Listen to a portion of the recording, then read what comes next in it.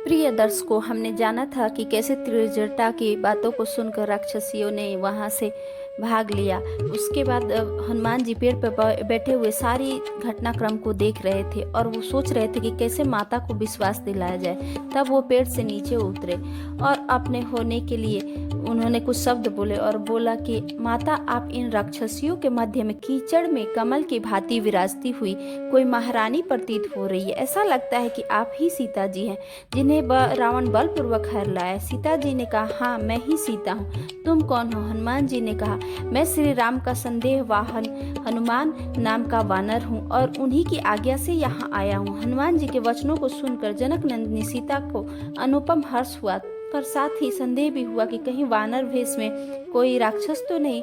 हनुमान जी ने तब श्री राम के रूप और गुण के बारे में विस्तार पूर्वक वर्णन किया। इसके बाद उन्होंने देवी सीता के हाथ में वह मुद्रिका दी जो श्री राम जी ने उन्हें दिया था। उसे देखकर सीता जी ने हनुमान पर पूरा विश्वास किया। हनुमान जी ने कहा, मैं यहाँ लौटकर श्री राम को आपकी सूचना दूंगा और उन्हें यथाशीघ्र लेकर आऊंगा। वे शीघ्र ही वानरों और भालुओं की विशाल सेना लेकर यहाँ पहुँच जाएंगे, अथवा मैं आपको इस दुख से छुटकारा दिला देता हूँ। आप मेरी पीठ पर बैठ जाएं, मैं आकाश मार्ग से महासागर को पार कर आज ही श्री राम के पास पहुंचा देता हूं। तब सीता जी को यह संदेह हुआ कि एक छोटा सा वानर उन्हें किस प्रकार समुद्र पार ले जा सकेगा। तब हनुमान जी सीता जी को विश्वास दिलाने के लिए अपना शरीर बढ़ाने लगे। देखते ही देखते उनका शरीर पर्वत के समान विशालकाय हो गया। तब सीता जी कहा, मुझे तुम पर प्रकर्म पर विश्वास हो गया है, लेकिन मेरा तुम्हारे साथ जाना उचित नहीं है। आकाश मार्ग में जाते समय ये राक्षस घातक अस्त्र शस्त्र तुम पर आक्रमण करेंगे। ऐसी अवस्था में तुम उनके साथ युद्ध तथा साथ मेरी कैसे रक्षा करोगे? इसके अलावा अगर मैं तुम्हारे साथ जाऊं तो श्री राम की सुयश में बाधा आएगी।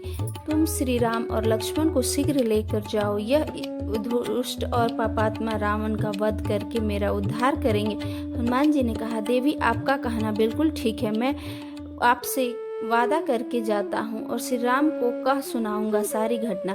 तब सीता जी ने अपने चूड़ामणि के हनुमान जी के हाथ पर रखकर उन्हें श्री राम को देने को कहा। हनुमान जी ने आदरपूर्वक चूड़ामणि को ग्रहण किया। सीता जी की परिक्रमा को देखकर वे वापस लौटने की अनुमति प्राप्त की। हनुमान जी ने सोचा कि लंका से जाने से पहले यहाँ की सैन्य शक्तियों की जानकारी ले ले, इसलिए उन्होंने वहाँ पे कुछ लीला की, जैसे रावण क्रोधित होकर हनुमान जी को कैद कर ले और नामधारी राक्षसों को भी भेजा।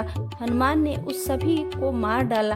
तब पराक्रमी सेनापति प्रहस्त के पुत्र जम्बूबली को हनुमान का सामना करने को भेजा। हनुमान जी ने एक परी के वार से ही उसे मार डाला। रावण यह सुना कि नेत्र, क्रोध और लाल कोई मंत्री के पुत्रों को भी उन्होंने मार दिया है। हनुमान जी ने बहुत सारे वीरों को मार डाला था। लास्ट में रावण के पुत्र अक्षय कुमार को भी मारा। उसके बाद इंद्रजीत को रावण ने भेजा। इंद्रजीत जब युद्ध में आया तब इंद्रजीत अपने पिता की परिक्रमा के चारों सिंहों से जूते हुए रथ पर सवार होकर अशोक वाटिका को गया। हनुमान जी बाणों की वर्षा आरंभ कर दिए। हनुमान जी पर उसने अनेक बाणों की वर्षा की, पर उसे लग गया कि हनुमान जी को मारना असंभव है। तब ब्रह्मा जी द्वारा प्रदत्त ब्रह्मास्त्र का संधान किया और इंद्रजीत द्वारा उस अस्त्र में हनुमान जी को बांध लिया गया। उसके बाद हनुमान जी पृथ्वी पर गिर पड़े और उसके बाद रावण के पास दरबार में हनुमान जी को ले गया।